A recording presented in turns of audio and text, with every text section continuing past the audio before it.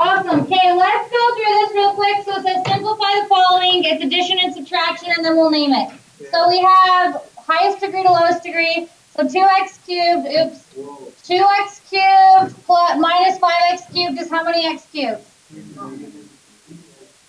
Good. And then negative 3x squared plus 1x squared is how many x squared? And then we have our plus 4. It's in standard form, highest degree to lowest degree. Sweet, we can name it now. So we know that the first name comes from the highest degree, which is cubic. Make sure you're learning these so you don't have to memorize them for the test. 3 terms is trinomial. Okay, get out your worksheets from yesterday. I just want to make sure we can do these real quick because this is our goal today to be able to simplify advanced polynomials. So these ones were really good and I had you cross them out. So just do them off on the side somewhere. So we have b times b minus 3 squared. So my question for you is, and think before you answer, would it be appropriate to square b and square negative 3? No, right? This is not properties of exponents. That subtraction sign means that we can't do that. If we did it, that's breaking the most forbidden of all forbidden rules. So we can't just do that. How do we need to rewrite b minus 3 squared? Good. B minus 3 times b minus 3, and then we're multiplying b in. Now my other question is, would it be appropriate to put b in first and then square it? No, because this b is not squared. If we put the b in first and then square all of it, do you understand you'd be squaring the first b as well? So that would be not good. Okay, now take my advice. Everybody listen to my advice. Are you ready? If you're ever multiplying 3 things together, multiply 2 of them together, and then multiply in the final thing. So what I'm going to do is ignore b for a minute, multiply these 2 together, combine like terms, and then multiply in b. Ignoring b for right now. B times b is b squared. B times negative 3 is negative 3b's. Is everybody following? Negative 3 times b is negative 3b. Negative 3 times negative 3 is positive 9. Now we got to combine like terms. B squared minus 6b plus 9. Now think about it. It was b times all that stuff. We've just simplified all that stuff, but we still have b multiplied to all of it. Does everybody understand? You have to put parentheses back around that. Now it would be good to now multiply in b. If you try right here to just like multiply in everything, you're going to mess it up. Did you hear that? You try right here to go b, and then b and 3, you're going to get confused. B times b squared is b cubed, right? B times negative 6b is negative 6b squared. Very good. B times positive 9 is plus 9b. Good. If we were going to name it, we won't, but cubic trinomial. Okay, awesome. Okay, looking at x plus 2 cubed. Now, if we can't do x plus 2 squared, you can't just square the x and square the 2. If we have x plus 2 cubed, you can't just cube x and cube 2. That's breaking the forbidden rule. So we would have to rewrite this as x plus 2 times x plus 2 times x plus 2. Okay, I want you to try that on your whiteboard and then check with me real quickly because it is the first time we're seeing it. So here we go. I just wanted to see what I would see. I just went through this the first hour, so I wanted to see what we could get here. So we started, we tried it, that's what's important. So pay attention, see where you made your error, that's what we're getting to today. So if you're ever multiplying in 3 things, you take my suggestion, you're going to get it right. You don't, you're going to probably get it wrong. Multiply 2 of them together first, and then multiply in the final one. X times x is x squared. X times positive 2 is plus 2x, right? 2 times x is plus 2x. And then 2 times 2 is 4. Combine like terms. X squared plus 4x plus 4. And then are we multiplying x plus 2 in still? We've got to multiply all of this with all of this. Now, I personally like to rewrite that x plus 2 in front, and I'm going to erase it in the back, and I'm going to just do that just for my own liking. So, x times x squared is x cubed. We've got to multiply x to all these things. X times positive 4x. Positive 4x. Okay. X times positive 4 is positive 4x's, correct? Now we'll distribute positive 2 through. I saw people do some weird things at this point. 2 times x squared is plus 2x squared. Very good. 2 times positive 4x is positive 8x's, right? 2 times positive 4 is plus 8. Now we'll combine like terms. Highest degree to lowest degree. X cubed, no other x cubed. 4x squared plus 2x squared is plus 6x squared, correct? 4x plus 8x is 12x's plus 8. So if we were going to name this one, it would be a cubic polynomial of 4 terms. Questions? Okay. Okay, so recall from last time. Yes. It did work? Cool. That's awesome. Yeah, I've never seen that formula. That's really weird. That's so cool. I'm going to write that down later. You don't have to write it down. Okay, so in 2-1, we're going to hurry and review what we learned last time. We learned that for polynomials and behavior, evens and behavior is, well, end behavior is what's happening to the far left and far right, right? So evens will have same end behavior, either up and up or down and down. Evens will be up and up if it's a positive in front of the leading term, right? Positive people like to smile. And then if it's a negative in front, like that, it flips it upside down, so it'll be down and down. Then we learned that odd end behavior has opposite end behavior. Then we know it's down and up if it's a positive in front, because that behaves like the same end behavior as a positive line, correct? So down and up. And then we have up and down. End behavior will work the same for all odd functions that have a negative in front, just like a negative line. Everybody feeling good? Remember, we read these graphs with our eyes from left to right.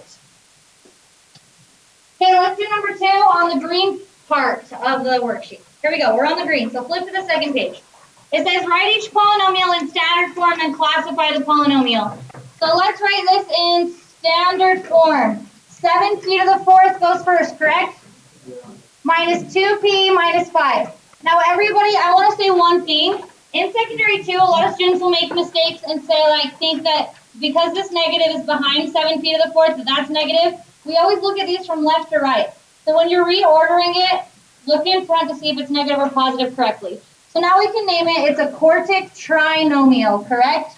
Yeah. For quarts in a gallon, quartic, and then trinomial. Everybody good with that one? Okay. One more, then I'm just going to let you go for it for a minute. So we have number 9. Let's name it. Describe the end behavior. Oh, this is asking us something different. It says describe the end behavior for informally and formally. So that means in not calculus notation and in calculus notation. And then we're going to state the possible number of turning points. So this is degree. Is it in standard form? Yeah. Yes. So now we can look and see what our end behavior is. We only need to look at the leading term. So it's degree 5, so it's odd. So we can for sure say that it's opposite end behavior, correct? Okay. Now we would look in front, and it's a negative in front. So odd end behavior works the same for all functions. So a negative line looks like this. Is everybody comfortable? Yeah. So we can say that even though this isn't a line, its end behavior will work the same as a negative line. So it's up and down. Any questions on that? Okay, let's write it in calculus notation. So we say as x is approaching positive infinity, as x is getting larger and larger, where's your function going to? Negative infinity. So we would say as x goes to positive infinity, f of x, our function, goes down to negative infinity on the y-axis. And as x approaches negative infinity, so as our function, as x gets smaller and smaller, our function's growing to positive infinity, isn't it? F of x is growing to positive infinity. Okay, questions on end behavior? Yes. Up and down. Yes. Okay, now number of turning points, guys. We know there's always at most one less than the highest degree. So there's at most 4 turning points, correct? There's at most 4, there could be less. So once again, just a reminder, if x to the 5th, what's the next odd down x to the third and x to the first, correct? This has 4, but it could have the same number of turning points as this odd, which is 2 and 0. So it could have 4, 2, or 0. Now, I didn't really go into detail of how come that is last time, so I want to just say it this time. Let's think about if we had more than 4 turning points. So right now we only have 4, so it looks something like this. I'm turning once, twice, 3 times. No, that was once, twice. I turned 3, and then 4. Now that works because that's opposite end behavior, correct? Yeah. So if we took a turn and went down, turned 5 times, do you see how now the end behavior is the same? Making it even, which it was not. Does everybody understand why now? Yeah. Sweet. Okay, go ahead and do 1 through 16 green. Let's just do on 1 through 8, the naming. 1 through 8 do all, but then after that, 9 through 16 only do odds. You can cross out the evens. But I would do all of them on 1 through 8 on the green. Basically, today, right now, we're only going to focus on how to find, using your graphing calculator, how to find the max and min of this function. So given this equation, negative x cubed plus 2x squared, even though it says classified, right now we're just going to find the max and min. So as you can see, if I graph this on a graphing calculator, it's going to look like this, which notice it has 2 turning points, right? So I want you to think about it. Isn't this the lowest point on the graph relative to the picture? Okay, so this is called a relative minimum. It's the lowest down the graph goes. Actually, the graph goes to negative infinity, right? So it's not an absolute min because there is no min. It's going down to negative infinity. But that's called a relative min, meaning relative to the graph, that's a min value. Does everybody understand? Yeah. This is a max because it's the highest point up. So I'm going to show you how to use your graphing calculator to calculate those XY points so that on our next lesson, when we have to learn so much, that will just be a teeny tiny easy thing for us to do. Okay, so it kind of looks like it's at 0, 0, right, everybody? Yeah. But we're going to use our calculator to make sure. So let's remember that function real quick. I'm going to, because I have to take it off. Negative x cubed plus 2x squared. Everybody remember that. Negative x cubed plus 2x squared. So we're going to hit y equals, we're going to type in negative x raised to the third. So negative x cubed, so once again, negative x raised to the third. And then it was plus x squared, I already forgot. Plus 2x squared, okay, plus 2x and then squared. Now I'm going to hit graph, and if I need to change my window, I can. If you're way stretched out, like you cannot see the turning points, then you need to make your window smaller. So remember, if you, like, technically I don't need to see that far down because I can see the turning points, right? So, but in window, we can make our y smaller because I even said, it's smaller because I don't even need to see as far down as negative 5. So I'm just showing you like negative 2. I hit graph. Do you see how I can see the turning points even better now? Everybody feeling good?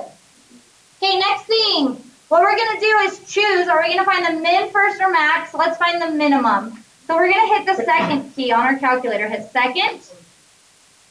Then go to trace. Is everybody here? Now you'll go to minimum. Because we're going to do the minimum first. Hit enter. Now it says left bound. This calculator will tell you the minimum value, but you need to give it a range of where the min is. So when it says left bound, it wants you to scroll left of the min. Anywhere left will work as long as you're left of the min. So we're left of the min, correct? Yeah. Isn't this the min right here? We're left of it from left to right. So hit enter. Now it says right bound. What that is asking for is give me somewhere right of the min so I know where to calculate the min from. So we're going to scroll with our arrows right of the min. As long as we're right, anywhere right will work. Is everybody good? Yeah. We have to do this correctly because your calculator will give you wrong decimal points otherwise. We hit enter again. It says, do you want me to guess the min? And we do. As long as you put in your left and right bounds correctly, it'll guess correctly. We hit enter. Now look and see where it landed. Did it land on the min? Yeah. Then we've probably done it correctly. So notice how it says 1.2111 to the negative 6. Does anybody get around? Oh, and then we get 2.9933e to the negative 12. I'm going to remind you what e means in just a second. How many of you get decently close to that? How many of you got 0? How many's calculator said 0? Okay, awesome. So everybody's calculator, here's the thing though. This is practically 0. Now here's why. Think back to scientific numbers. So I'm going to write this down. So everybody listen so that this makes sense to you. So this e on your calculator just means times 10 to the negative 6. So we have negative 1.2 something, and then we have e to the negative 6. That really means negative 1.2 times 10 to the negative 6. Remember back to scientific numbers. That number is just a number, but a really small decimal. We take and move our decimal, since it's negative, back 6 places. 1, 2, 3, 4, 5, 6. 0, 0, 0, 0. So we get 0.00000 something. Isn't that practically 0? So my calculator is just a little bit more advanced, calculating it a little bit too exact, if that makes sense. So those of you that have like the TI-83, it probably said 0, 0, which this is 0, 0, just in a more advanced way of putting it. Does everybody see why? Because the y point was what? You remember? Me either. The y point was 2.9 times 10 to the negative 12. When we move the decimal 12 places, it's going to be 0.000000000. Does everybody understand? Yeah. Because everybody's calculator is different levels of advancedness. Like some people's software is more updated than others, but it should all be close to 0. So if our decimals are off by just a smidge, that's going to be normal because our calculators are all a little bit different in advanced levels, like advancedness. Okay, so let's do the max now of that. So you're going to you have to hit graph again, and then we're going to hit the second trace again. Now we're doing the maximum. So we're going to go down to max, hit enter. Is everybody with me? Is everybody with me? Okay, so now it says left of the max. Here's our max right there, so we need to be left of it, anywhere left. I am left of it, correct?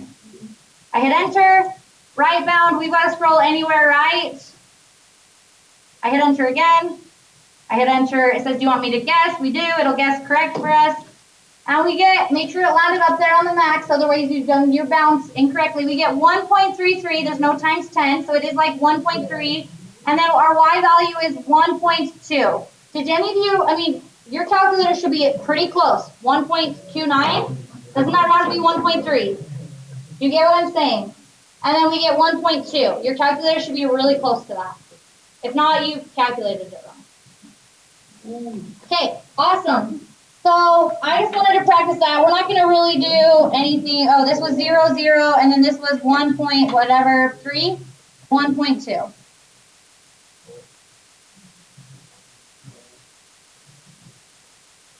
That's what we just calculated on our calculator. I just wanted to spend the day today going over that because next time we're not going to have time to go super slow over that. We'll apply that differently. Okay, that's what I'm going to do on that. So let's move on to what we're doing for today. So that's all we're doing on the grade. Go to the white sheet at the front. Here we go. We already know how to do a lot of this stuff. Adding, subtracting, and multiplying polynomials. We have practiced this. We spent a whole day, and I think it was well worth it. After I saw what first hour could do, I was like, yes, I'm so glad we spent that extra day. Otherwise, today would have been really bad news. So we're going to go through and simplify this. So isn't this one multiplication? Okay, negative m is really negative 1m to the first, correct? So negative 1m to the first times times 4m cubed is negative 4m fourth, good. And then negative 1m to the first times negative 8m squared is positive 8m cubed, right, everybody? And then negative 1m times positive 1m is negative 1m squared, right? Now we're in advanced math. We won't write that negative 1 there because we know it's not necessary. Okay, are we all good? I do expect you to not make errors at this level. It's good to make errors on the worksheet. That's what it's for, but we've got to get good at this. Okay, everybody, number 18. It's 3n 6n cubed minus 5n 6n cubed. Are these like terms? Yeah, they are. Isn't the apple part the same? This is 3 apples minus 5 apples. Aren't the apples the same? So how many apples do we have? -2 apples. Does the apple part change? No. Were we multiplying these apples? No. So we know we don't do anything with the apple. So -2n to the 6n cubed. Does everybody understand? Okay. All right, looking at 23. They've written it a little differently. But we're going to look and say, oh, this is addition. So we're just adding straight down, right? We're just lining it up a little differently. So that would be 9 plus 4 is 13x squared. And then you have plus x cubes. Very good catch. And then 7, 8, 9, 10. 7, 8, 9, 10, right? Yep. Okay. We're all good? Yep. Do 1 through 27. Let's just do odds. Ready, set, go. Second, okay. Just really quick. Subtraction is called, I call it a red flag problem because 90% of students miss subtraction on the test. So here's why. We are subtracting all that stuff. So we've got to put a -1 in and distribute that through to each term. Now, listen so that it makes sense to you. I didn't say, well, I changed the sign on this one. No, guys, there's not a -1 in front of this one. Does everybody understand? There's a -1 in front of this one. So we're going to distribute -1 through, and then it's just addition after that. Right? Okay. -1 times -6h to the 4th is positive 6h to the 4th. -1 times positive 3h squared is -3h squared. And then -1 times -4h is positive 4h. Now, it's not multiplication from here. We are just adding, combining like terms. So even though there was parentheses, it was subtraction. So we still have -12h to the 4th plus h. Does everybody see how I distributed my -1 through correctly? Okay, let's combine like terms. -12h to the 4th plus 6h to the 4th is -6h to the 4th. And then we have -3h squared, no other h squared. Then we have plus h plus 4h, which is 5h's. 5h.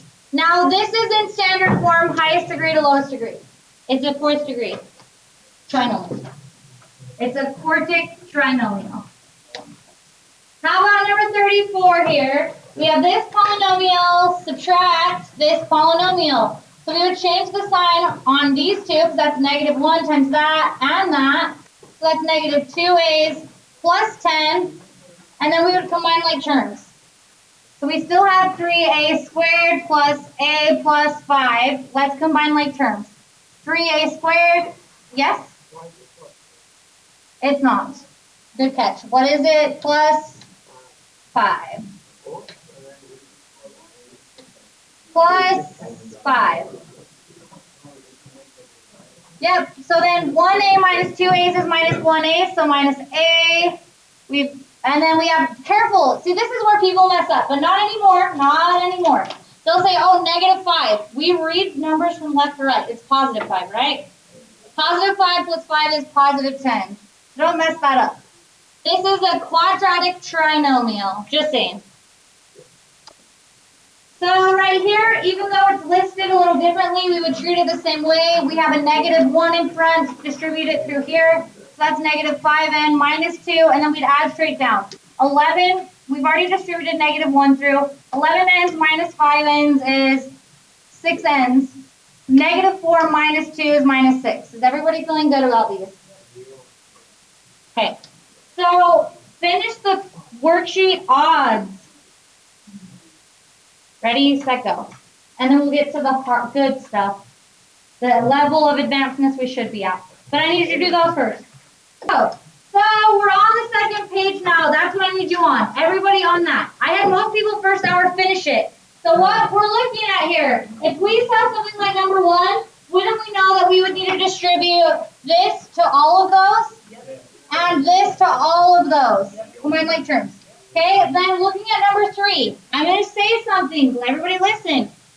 focus on one, distribute it through to all of them. Then focus on this, distribute it through to all of them.